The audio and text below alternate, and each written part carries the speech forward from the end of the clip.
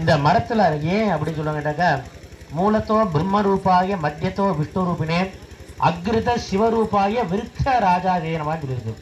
மூலம் சொல்லக்கூடிய கீழ் அடிபாகத்தில் பிரம்மபாகமும், நடுவில் வந்து விஷ்ணு பாகமும், மேலே இருக்கக்கூடிய கிளைகள்லாம் சிவபாகமாகவும் சொல்லியிருக்கு. அதனால தான் என்ன சொல்கிறாங்கன்னா, சோமவாரத்தில் விடிய காலையில் போய் அரச மரத்தை போய் சுற்றுவாங்க அப்படின்பாங்க. விஷ்ணுவின் பாகன் யார்? மகாலட்சுமி. மேலே பார்த்தீங்கன்னா சிவன், சிவனோட அம்சம் யாருன்னா துர்கா. இதில் என்ன ஒரு தாற்பயம் அப்படின்னு பார்த்தீங்கன்னா, துர்க்கைங்கிறவ எப்போவுமே ஒரு ரொம்ப கொடூரம், ஒரு உக்கிரமான தெய்வம். அதன் அடிப்படையாக கொண்டு தான் மேலே தீபம் ஏற்றுறோம். தீபத்தை தோடு போடுவேன், சுற்றுறோம். அதே மாதிரி தான் துர்க்கையும் அதே மந்திரம். நடுவில் என்ன கட்டுறோம்? மங்களமான பொருள், மஞ்சள் கிழங்கு கட்டுறோம். கீழே பார்த்தீங்கன்னா நல்லா விருந்து கிடக்கு.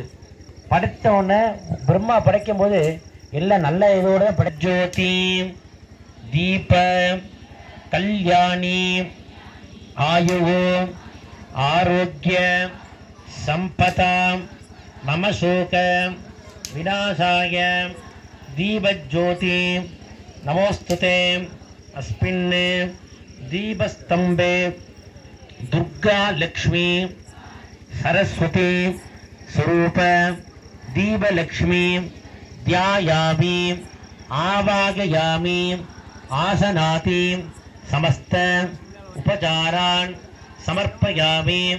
அப்படியே கையில் வச்சிருக்க மஞ்சரிசி பூவையும் விளக்கு பாத்தில் போட்டுருங்க. 5 சொட்டு தண்ணி விடணும். விளக்கு பாத்தில் ஊற்றக்கூடாது. மந்திரத்தை சொல்லிகிட்டே விடணும்.